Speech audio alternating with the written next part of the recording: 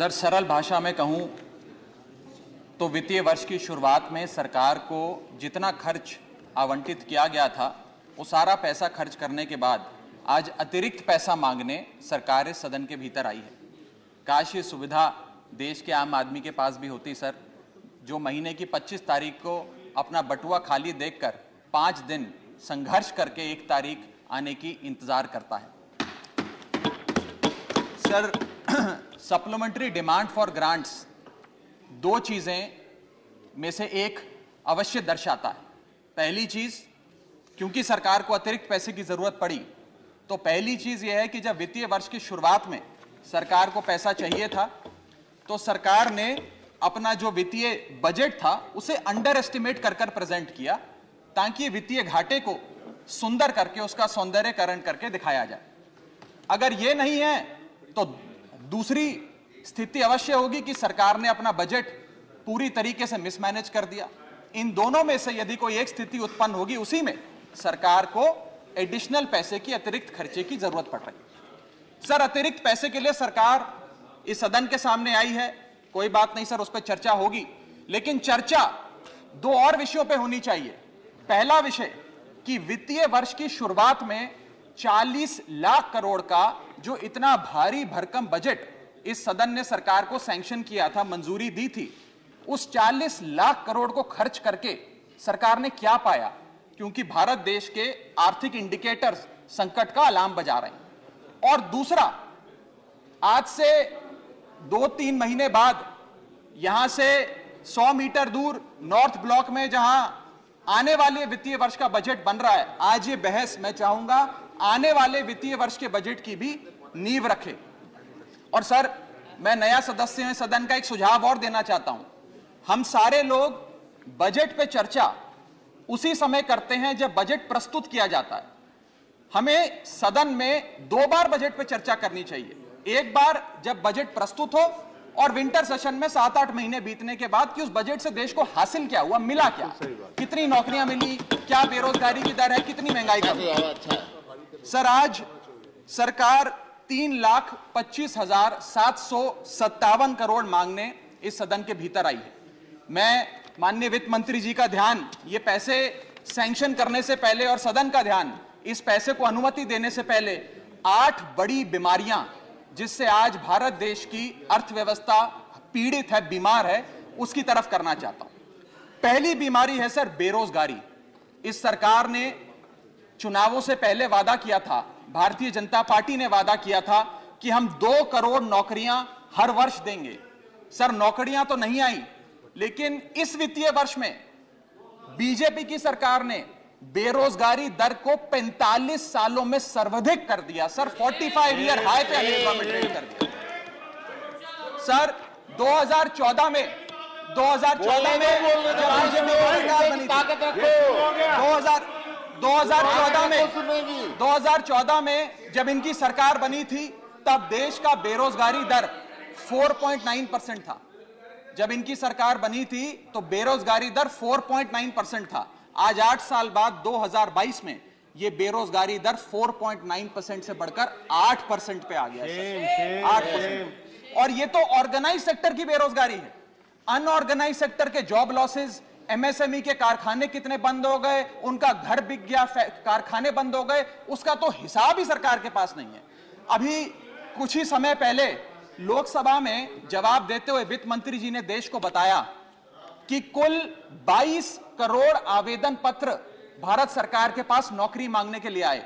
उन 22 करोड़ आवेदन पत्रों में से आपको जान के चंबा होगा, सरकार ने मात्र 7 लाख लोगों को नौकरी दी। सर, 22 करोड़ आवेदन पत्र के मुकाबले 7 लाख लोगों को नौकरी। सर, हम लोग छाती चौड़ी कर कहते हैं कि हम युवा देश हैं, हम युवाओं का देश है, हमें अपने डेमोग्राफिक डिविडेंड पे गर्व है, फक्र है। सर, भारत का डेमोग्राफिक डिविडेंड बेरोजगारी के तले दबता जा रहा है, सड़कों पे लाठियां खा रहा है, और भारत सरकार डेमोग्राफिक डिविडेंड को डेमोग्राफिक डिजास्टर में तब्दील करती जा रही है। सर, ये सच्चाई है आज। सर, मैं आपको बताना चाहूंगा कि यह सरकार जिसने देश को, युवाओं को घर पे बिठाने का काम किया, इसका नारा बदल के हो गया है हर घर बेरोजगार। यही है आज की भाजपा सरकार। सर, मैं दूसरी बड़ी बीमारी जो इस भारत की अर्थव्यवस्था को लगी है उसकी तरफ आपका ध्यान आकर्षित करना चाहूंगा। दूसरी बड़ी बीमारी है सर इन्फ्लेशन, यानी कि महंगाई। इन्फ्लेशन को कहा जाता है sir, inflation is taxation without legislation. वो महंगाई जो सरकार कानून लाए बिना जनता पे थोप देती है सर। आज भारत की महंगाई इस वित्तीय वर्ष में 30 सालों में सर्वाधिक थी सर, 30 ईयर हाई पे, जहां भारत की थोक महंगाई 12 से 15% के आसपास घूम रही है और खुदरा महंगाई 6 से 8% के आसपास घूम रही है। वादा किया था सर आय बढ़ाने का, आय तो बढ़ी नहीं, महंगाई बढ़ गई। और सर बढ़ती महंगाई और घटती कमाई के चलते आज देश को आधार कार्ड की नहीं, उधार कार्ड की जरूरत पड़ रही है। देश के आम आदमी को उधार कार्ड की जरूरत पड़ रही है। और सर आज इस बहस को सुन रहे भारत देश के करोड़ों लोगों को मैं कहना चाहूंगा कि यह सरकार आप सबको गरीब कर रही है। गरीब सिर्फ वो नहीं सर जो सड़क पे कटोरा लेकर भीख मांग रहा है, हम सब गरीब हो रहे हैं। गरीब इसलिए हो रहे हैं कि हमारी आमदनी नहीं बढ़ रही, लेकिन महंगाई बढ़ती जा रही है। सर मैं उदाहरण देता हूं, एक शख्स जो 20,000 रुपए महीने के कमाता था और 18,000 रुपए खर्च करता था, वो महीने का 2,000 रुपए बचाता था। आज उसकी आमदनी 20 की 20 है, 20,000 है, लेकिन खर्चा 18,000 से बढ़कर 25,000 करोड़ हो गया। यानी कि 20,000 की आमदनी, 25,000 का खर्च, 5,000 रुपए की नुकसान का खामियाजा का कर्जा देश का एक एक आदमी भुगत रहा है। सर मैं बताना चाहूंगा, सुनिए मेरी बात ध्यान से। जब 2014 में महंगाई का आलम देखिए सर, 2014 में जब यह सरकार बनी थी तो पेट्रोल 55 रुपए प्रति लीटर पे बिकता था, आज पेट्रोल 100 रुपए प्रति लीटर पे बिकता है। डीजल 45 लीटर पे बिकता था, 45 रुपए प्रति लीटर, वो डीजल आज 90 रुपए प्रति लीटर पे बिक रहा है सर। एक गैस का सिलेंडर 400 रुपए का मिलता था बाजार में 2014 में जब इनकी सरकार आई थी, आज वो गैस का सिलेंडर 1100 रुपए का हो गया सर, 1100 रुपए का। दूध 1 लीटर 36 रुपए का मिलता था, दूध आज 60 रुपए प्रति लीटर हो गया है। और सर सीएनजी 40 रुपए प्रति यूनिट प्रति केजी मिला करती थी, आज वो सीएनजी 80 रुपए प्रति यूनिट मिलती है सर। इस सदन में सर जब प्याज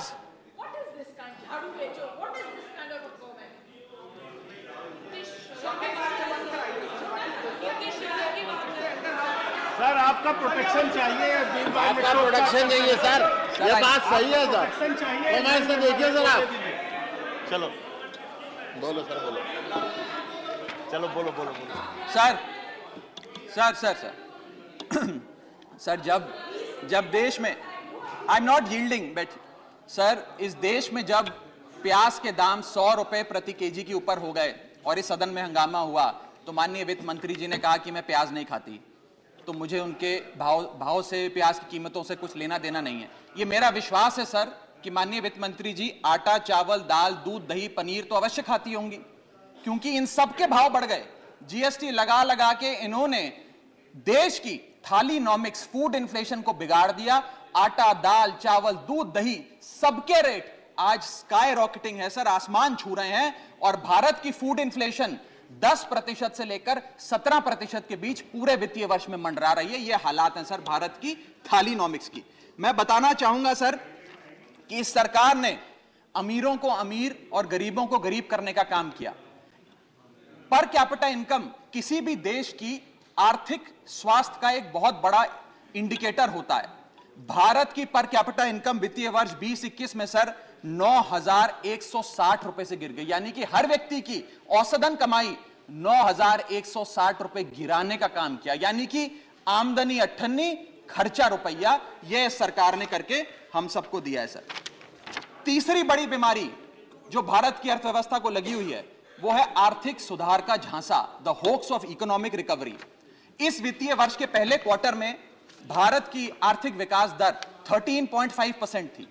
दूसरा क्वार्टर आते आते, जिसे फेस्टिवल क्वार्टर कहते हैं, जिसमें बड़े बड़े त्योहार आते हैं, जिसमें खपत भी बढ़ती है, उत्पादन भी बढ़ता है, मांग भी बढ़ती है, उस क्वार्टर में आर्थिक विकास दर 13.5% क्वार्टर 1 के मुकाबले गिरकर 6.3% पे आ गई सर, यानी कि आधी हो गई।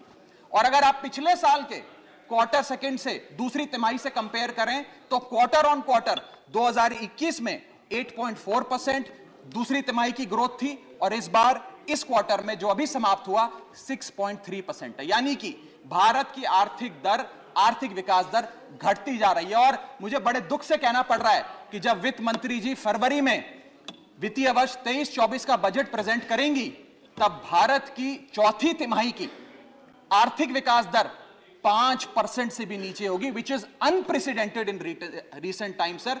यह भारत की इकोनॉमिक ग्रोथ की हालत है। और यह वर्ष तो जो बीत गया, इस वर्ष तो आपने आर्थिक जो विकास दर था उसकी ऐसी तैसी कर दी। अगले साल के आर्थिक विकास दर के आंकड़े सुनिए। सरकार चाहती है हम 8% पे आगे बढ़ें। वर्ल्ड बैंक कहता है वित्तीय वर्ष 23-24 में हम मात्र 6% पे ग्रो करेंगे। क्रिसिल कहता है हम 6% पे ग्रो करेंगे। ओईसीडी कहता है हम 5.7% पे ग्रो करेंगे। गोल्डमैन सैक्स कहता है हम 5.3% पे ग्रो करेंगे और आईएमएफ कहता है हम 5.1% पे ग्रो करेंगे। यानी कि भारत की अर्थव्यवस्था में ऊपर जाने की बजाय हमारी व्यवस्था नीचे आ रही है सर। चौथी और एक बड़ी बीमारी जो भारत की अर्थव्यवस्था को लगी है वो है द डेट क्राइसिस। भारत सरकार की देनदारी, भारत सरकार पे चढ़ा बहुत बड़ा कर्ज। सर 1947 से लेकर 2014 तक यानी कि इन 67 सालों में कई पार्टियों की सरकारें रहीं, केंद्र में कई पार्टियों ने शासन किया। इन 67 सालों में तमाम पार्टियों की सरकारों ने मिलकर कुल कर्जा 55 लाख करोड़ का लिया था और बीते 8 सालों में 2014 से 2022 में इस बीजेपी की सरकार ने कुल कर्जा 85 लाख करोड़ रुपए लिया। यानी कि एक तरफ 67 सालों का, बीते 67 सालों का 55 लाख करोड़ का कर्जा और इस सरकार ने अकेले 8 सालों में 85 लाख करोड़ रुपए का कर्जा ले लिया। मैं पूछना चाहता हूं इनसे कि ये तो मुफ्त की रेवड़ी भी नहीं बांटते, ये तो मुफ्त की रेवड़ी में भी विश्वास नहीं रखते, तो फिर इनका कर्जा इतना कैसे बढ़ता जा रहा है? ये पैसा जा कहां रहा है, किसकी जेब में जा रहा है? दोस्तवाद की नीति के तहत कौन से इनके दोस्त हैं जिन्हें फायदा पहुंचाया जा रहा है? ये मैं पूछना चाहता हूं सर 2014 में जब भाजपा की सरकार बनी तो government debt to GDP ratio 40% था, मात्र 40%। आज government debt to GDP ratio इस देश में 90% छू रहा है सर, 90%। और इस देश की डेट की स्थिति बढ़ाकर 1,55,000 करोड़ का 1,55,000 करोड़ का कुल कर्जा इस देश ने लिया सर। पांचवी बीमारी जो भारत की अर्थव्यवस्था को लगी हुई है, पांचवा बड़ा रोग, किसानों का संकट। सर मैं बताना चाहूंगा कि बड़े बड़े उद्योगपतियों के, अपने दोस्तों के बड़े बड़े लोन्स इन लोगों ने माफ कर दिए, लेकिन भारत देश के किसान की जो कर्जा था, जो डेट था, वो पिछले 8 सालों में 53% बढ़ा है, कम नहीं हुआ सर, 53% इंक्रीज हुआ है, जिसके चलते आज एवरेज फार्मर डेट पर फार्मर डेट इस देश की 74,000 रुपए, यानी कि 74,000 रुपए का कर्जा आज देश के हर किसान के सर पर है सर। अगर किसान अपना कर्ज का भुगतान नहीं करता तो उसके नाम के नोटिस चिपकाकर किसान की बदनामी करती है ये सरकार, और बड़े बड़े उद्योगपति जो लाखों करोड़ रुपए डकार गए उन्हें बिजनेस क्लास में बिठा के देश से रवाना करती है सर ये सरकार। सर आज हमारा देश का अन्नदाता, देश का किसान जो हमारा पेट भरता है, जो हमें खाना देता है सर, आज वो जहर खाने को मजबूर हो गया है। एनसीआरबी का डेटा बताता है कि वित्तीय वर्ष 21-22 में 10,851 किसानों ने आत्महत्या करी। यानी कि इस देश में औसत रोज के 30 किसान आत्महत्याओं की आती है, 30 किसान रोज इस देश में आत्महत्या कर रहे हैं। हम आजादी का अमृत महोत्सव मना रहे हैं and 30 farmers per day in this country commit suicide sir. मैं अपने ट्रेजरी बेंचेस पे बैठे मित्रों को यह भी कहना चाहूंगा कि किसान भोला है, भुलक्कड़ नहीं है। वो ये नहीं भूला कि 1 साल आपने उसे खुले आसमान में सड़कों पे आंदोलन करने के लिए उतारा था, जिसमें 800 से ज्यादा किसानों की शहादत हुई सर। और सर किसानों के बारे में मैं एक आपको बड़ी महत्वपूर्ण जानकारी देना चाहता हूं। किसानों की आय दुगनी करने का वादा सरकार ने किया था कि हम बढ़ाएंगे और दुगनी करेंगे। आय दुगनी करना तो छोड़ दीजिए, स्टैंडिंग कमेटी ऑन एग्रीकल्चर की रिपोर्ट बताती है कि 4 से ज्यादा राज्यों में आय बढ़ाना तो दूर, 30% किसानों की आय घट गई सर, बढ़ाना तो दूर की बात। आय किसान की घटाने का काम इन लोगों ने किया। और एक ऐसे दौर में जब भारत की रूरल इन्फ्लेशन भारत की अर्बन इन्फ्लेशन से ज्यादा है, यानी कि गांव में रहना महंगा है शहरों के मुकाबले। सर, मैं छठी बीमारी पे आता हूं। जो छठी बीमारी भारत की अर्थव्यवस्था को लगी हुई है सर, वो है प्राइवेट सेक्टर इन्वेस्टमेंट में गिरावट। दो बड़े फायदे इस सरकार ने कॉर्पोरेट जगत को दिए। पहला, कॉर्पोरेट टैक्स कम करके 30% से घटाकर 22% कर दिया, जिसमें 1.5 लाख करोड़ का फायदा 1.5 लाख करोड़ का फायदा कॉर्पोरेट्स को दिया और सरकार का हर साल का 1.5 लाख करोड़ का नुकसान कराया। और दूसरा बड़ा फायदा, अपने दोस्तों के उद्योगपतियों के पिछले 5 वित्तीय वर्षों में 10 लाख करोड़ रुपए राइट ऑफ कर देने, वो माफ कर देने। ये दो बड़े फायदे उन्होंने, रियायतें। Honorable member, you have twice made observations अपने दोस्तों के. I have taken note of it. These are. One second. Can't you keep to your seat? Honorable member Jaya Bachchan raised a very important issue.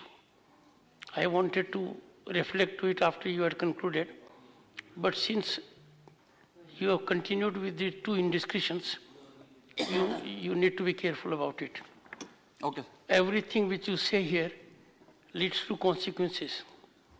As regards what the honorable member said, if someone is speaking, where is the occasion to make a shouting of that kind?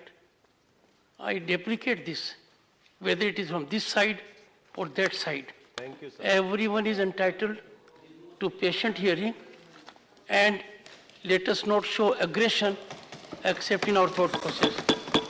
Both sides are there, so be careful about it. Go ahead. Sir, ये दो फायदे पहुंचाने के बाद, corporate जगत को फायदे पहुंचाने के बाद, जब सरकार से पूछा गया कि आपने ये फायदे क्यों दिए, तो सरकार कहती है इससे रोजगार उत्पन्न होगा। रोजगार तो उत्पन्न हुआ नहीं सर। भारत में आज बेरोजगारी की दर 45 साल में सर्वाधिक है। दूसरा, इन्होंने कहा कि वस्तुएं सस्ती हो जाएंगी बाजार में। महंगाई की दर 30 साल में सर्वाधिक है, महंगाई भी कम नहीं हुई। और तीसरी चीज जो सरकार हमें बताती है कॉर्पोरेट जगत को ये फायदे देने के लिए, कि प्राइवेट निवेश इस देश में बढ़ेगा। सर, मैं आपको बता दूं कि प्राइवेट निवेश Q1 फाइनेंशियल ईयर 22-23 में 20% से घटा है। प्राइवेट इन्वेस्टमेंट 2022 के अगर आप आंकड़ों की बात करें तो 22% से गिरी है। फॉरेन इन्वेस्टमेंट 59% से घटा है। और GFCF, जिसे ग्रॉस फिक्स्ड कैपिटल फॉर्मेशन कहते हैं, जो इंडस्ट्री का इन्वेस्टमेंट होता है, जो इंडस्ट्री फिक्स्ड कैपिटल में इन्वेस्ट करती है, वो वित्तीय वर्ष 19-20 से लेकर आज तक लगभग सारे क्वार्टर्स में गिरता गया, 1-2 क्वार्टर छोड़ के। ये प्राइवेट इन्वेस्टमेंट के हालात हैं इस देश में। मैं कहना चाहूंगा माननीय वित्त मंत्री जी को कि आज से 2-3 महीने पहले इंडस्ट्री से बात करते हुए वित्त मंत्री जी ने कहा that why is the Indian corporate sector not investing. उन्होंने उन्हें डांट के कहा कि आप लोग क्यों नहीं इन्वेस्ट कर रहे हैं। मैं बताना चाहता हूं क्यों नहीं इन्वेस्ट कर रहे हैं। इन्वेस्टमेंट रियायतें देने से नहीं आती, इन्वेस्टमेंट डिमांड क्रिएट करने से आती है। आपको मार्केट में मांग क्रिएट करनी पड़ेगी। जब मांग क्रिएट होगी तो उत्पादन भी होगा और खपत भी होगी। मैं एक और महत्वपूर्ण आंकड़ा आपके सामने रखना चाहता हूं सर। 7वीं बड़ी बीमारी जो भारत की अर्थव्यवस्था को लगी है, devaluation of the Indian rupee, गिरता हुआ रुपया। सर, आज हम आजादी का अमृत महोत्सव बना रहे हैं और सरकार ने आजादी के अमृत महोत्सव वाले साल में रुपये को मार्गदर्शक मंडल में डाल दिया है। सर, रुपया 82 रुपए हो गया है। जब ये सरकार बनी थी तो रुपया 60 रुपए। सर, खत्म करने दीजिए। It's my maiden speech sir, please. Sir, maiden speech sir, it's my maiden. Sir, 2014 में 1 डॉलर जब इनकी सरकार आई थी वो 60 रुपए का मिलता था सर।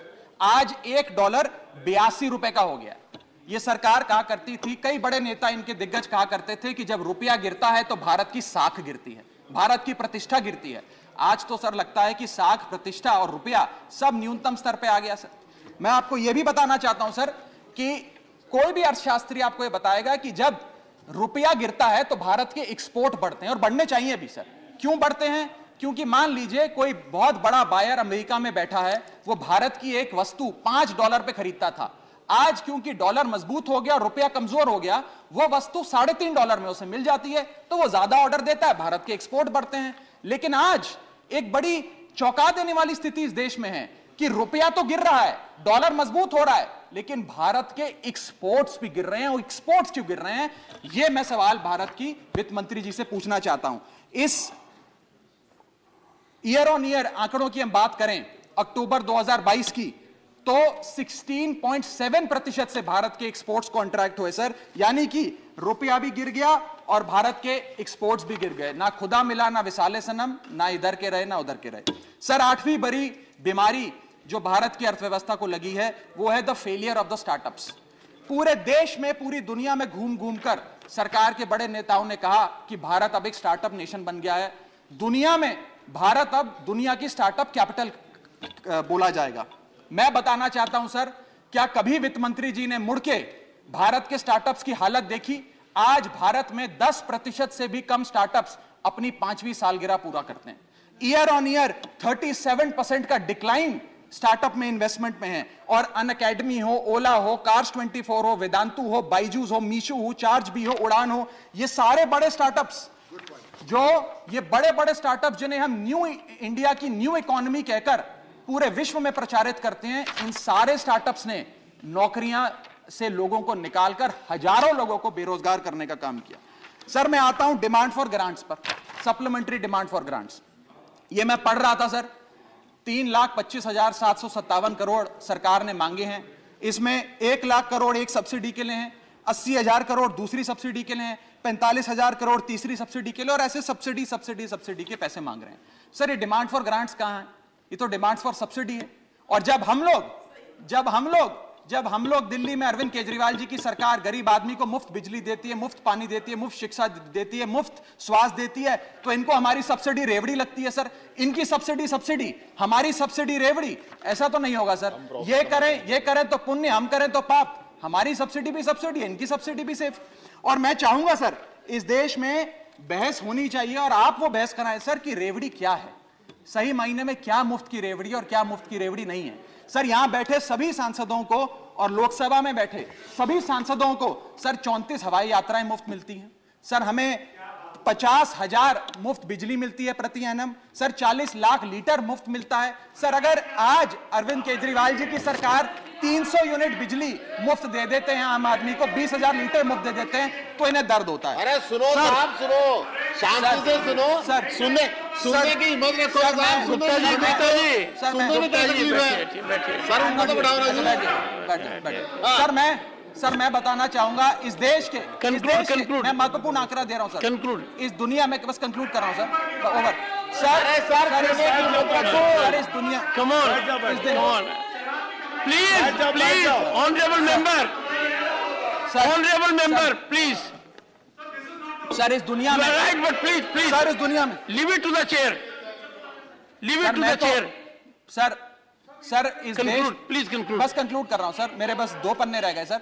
सर, इस देश के नहीं, 12 पढ़ चुका हूं सर। इस दुनिया में 40 ऐसे विकसित देश हैं सर, Conclude now, जो, conclude. बस कंक्लूड कर रहा हूं सर, इस दुनिया में 40 ऐसे Maiden विकसित speech is देश 15 हैं। minutes only.